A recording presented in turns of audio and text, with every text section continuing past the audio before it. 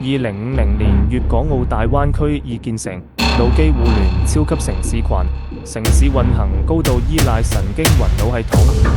然而一場突如其來的數據風暴席捲四大主城，交通失控，能源中斷，情緒共振紊亂，人們生活備受影響。